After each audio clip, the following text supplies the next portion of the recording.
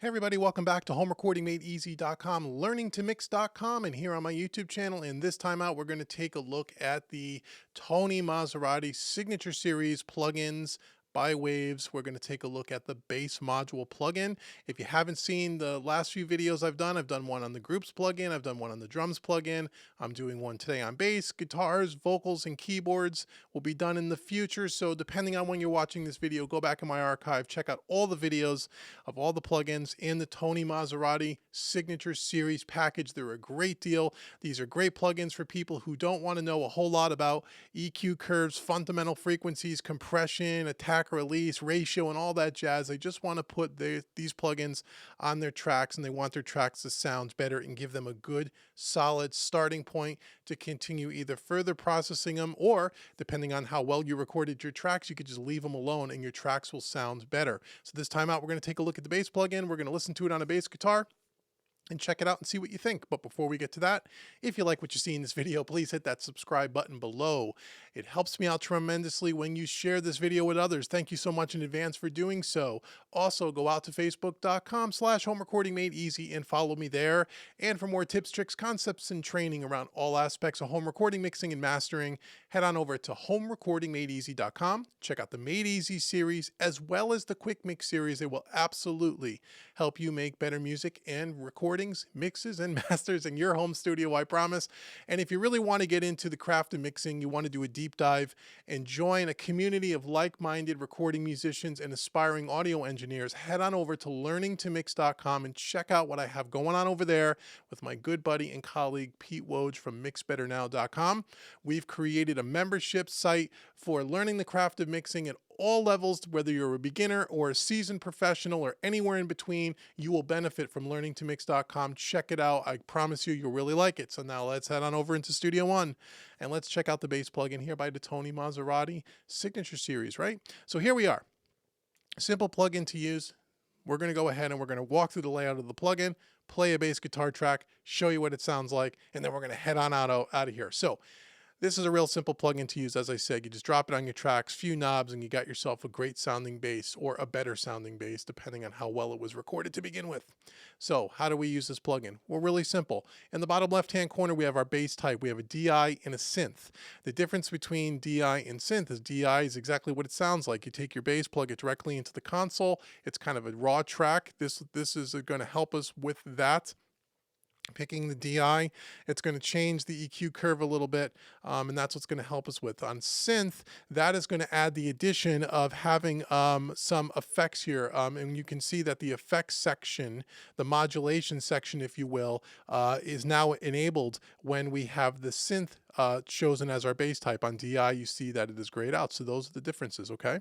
So we're going to stick with DI for this moment. Up here, we have our sensitivity dial, and like all the Tony Maserati plugins, the sensitivity dial, the more you turn it up, the more signal we push into the plugin, and that is going to trigger this LED above here. And we want to try to get that into the yellow stage as far as the way it lights up, especially on its heaviest peaks, to give it the optimal performance for this plugin. That's the way these Tony Maserati plugins kind of work. You have green, yellow, red. Green meaning okay, but you probably want to push it a little bit more into the yellow. That's the more optimum setting. And then red, you're going to get some clipping, and we really don't want to do that. We want to stay away from that. We have our bass control here in the center, which is pretty straightforward. Low-end frequencies, treble, high-end frequencies on the bass. All the EQ curves are already predetermined under the hood. You don't need to worry about any of that stuff, right? And then we have our output here in the center, which the more you turn up the sensitivity, the louder it's going to get, the signal, and you can compensate by turning down the output. So when you bypass the plugin and bring it back in, so you A/B it on and off, the volume level is relatively the same, or as close as we can get.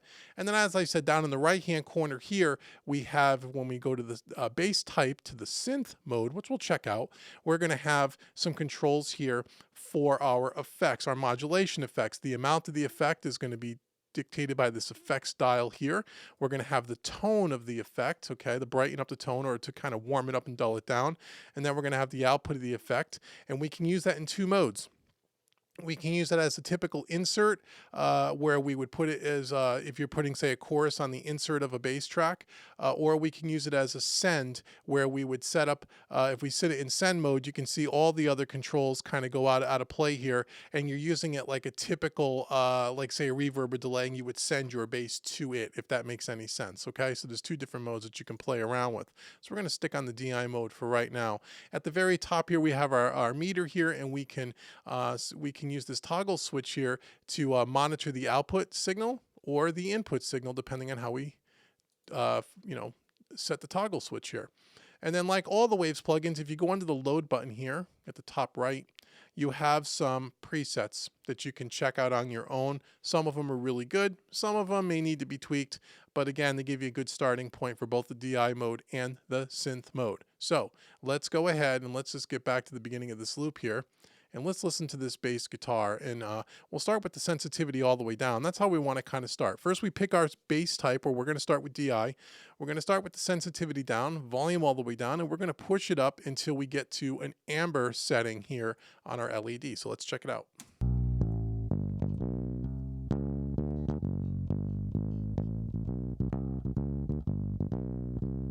Okay, we're in the red, a little bit too high here.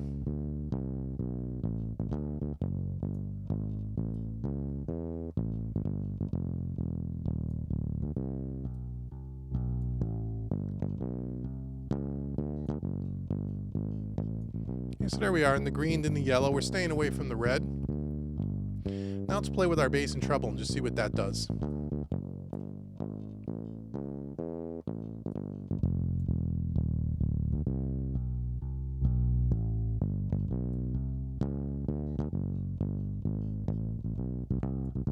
Okay, and our treble.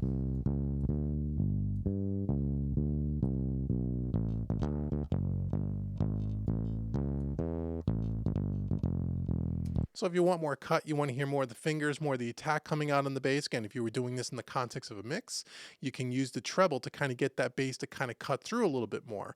Or if you want to warm it up or darken it up, depending on the source material and how it was recorded, you can always turn the treble down. Okay, now if we bypass the plugin,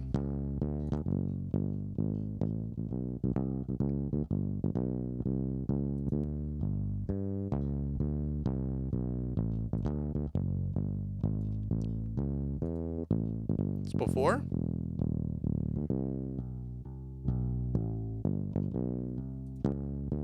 After.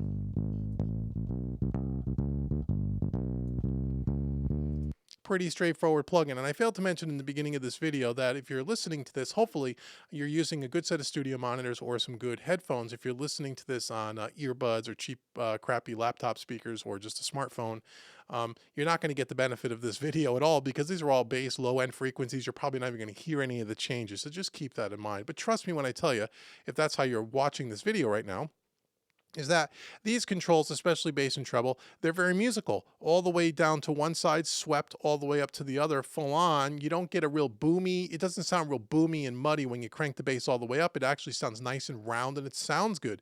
The treble, if you crank it up a little too much, it gets a little clicky. But again, we're doing this in solo mode. In a minute, we'll turn the drums on and we'll kind of mix this in with the drums so you can hear how it kind of sits in context with the drum kit. But it's very musical, but it's very, very easy to just get the bass to sound good, right? So now if we go over to the synth mode, and now this brings in the ability for us to look at our effects here. So let's again, when you switch modes, you can see you got to kind of reset everything up again. So let's go ahead and do that. We'll start with our sensitivity. I'll turn down our output a little bit. You can hear that modulation, that kind of chorus. Let's turn that all the way off for now.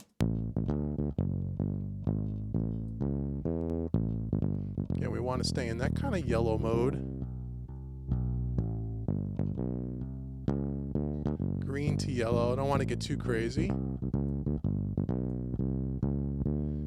Okay. Bass. Same as before.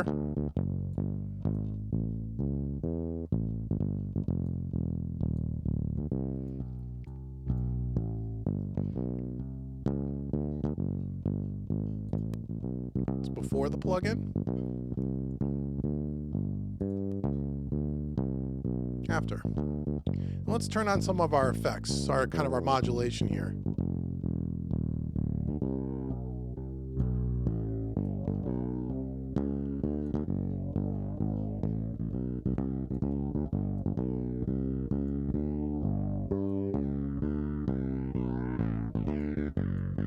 There's the tone of the effect. I'm exaggerating it here, obviously.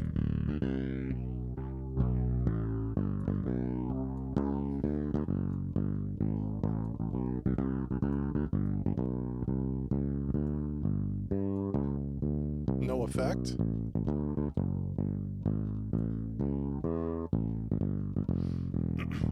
So again, it's got a little modulation to it. It sounds pretty cool. It depends on what you're going to be using it for. Again, we're doing this in solo mode. So again, if you're using like maybe a MIDI controller or a keyboard to kind of program your bass sounds, this one might be a good way to go, using the synth bass type as opposed to a real bass plugged into a console. Depends on really just all what you want to do. So now let's go ahead and let's unsolo our drum kit here. Again, this is not really mixed in any way. This is kind of an unmixed song.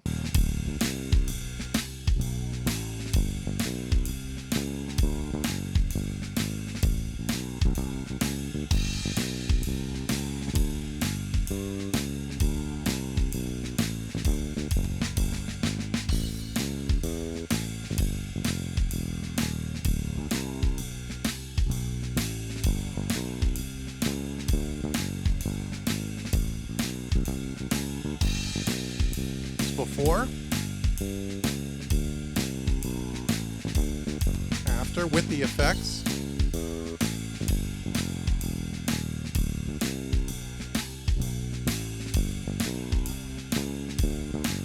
So that's what kind of sits in with the drum kit with the effects on. Now, if we just go back to the DI and just play around with that.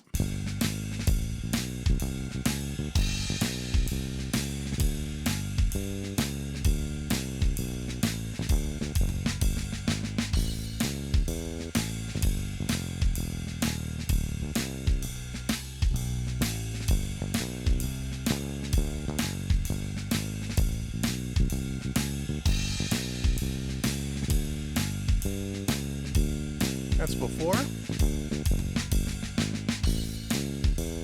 after. So you can hear when it sits in with the drum kit, just by using the treble, you can get it to cut a little bit more, and it just kind of fills out the bass a little bit and just gets it to sound better. It's already a well-recorded bass in this particular case to begin with, so you're just kind of enhancing things and you're just kind of shaping things in a subtle way. It's not meant to take a real crappy bass track and make it sound great. This is not a crappy bass track. This was recorded well, but you can't take a poorly recorded track and expect this thing to create miracles. It's not going to do that.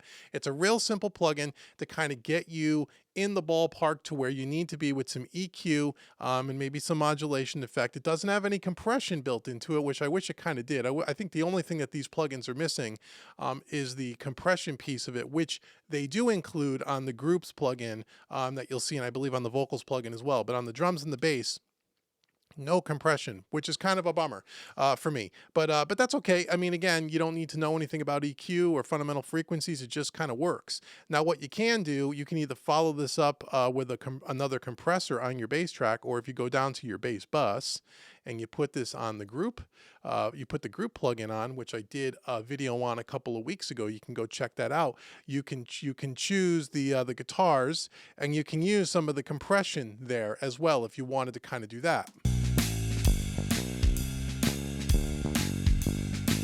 Set the EQ up 12 o'clock.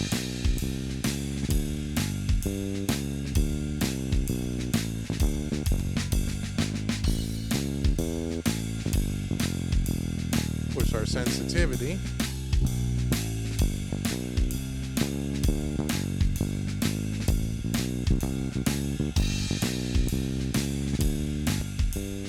That's before, on the bus. After.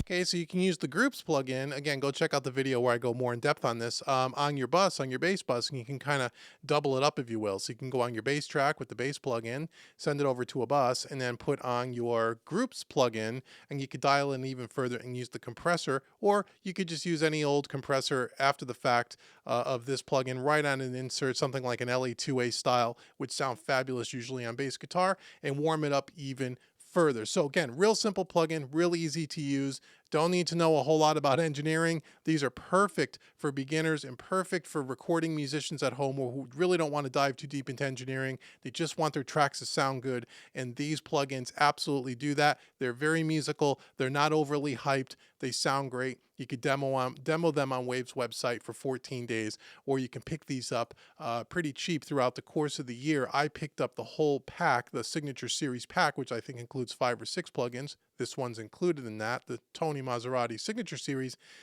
I think for $70 US, which is a fantastic deal. But I also think, at least at the recording of this video, you could buy these even separately, one module at a time. And I think they're like $30, which is still great. But you could buy the whole pack for like 60 or 70. So go check them out. I think you really like them. Simple plugin to use. So I hope you found this video helpful. Again, come back next time where we'll take a look at another one of the Tony Maserati Signature Series plugins by Waves. And once again, please hit that subscribe button. It helps me out tremendously. Go out to Facebook, follow me there. And once again, check out learningtomix.com, where we have a whole growing community of mixing engineers that are getting better at the craft of mixing. Go check it out today. And until the next video, I've been Dave with HomeRecordingMadeEasy.com, and I will see you guys in the next video. Take care.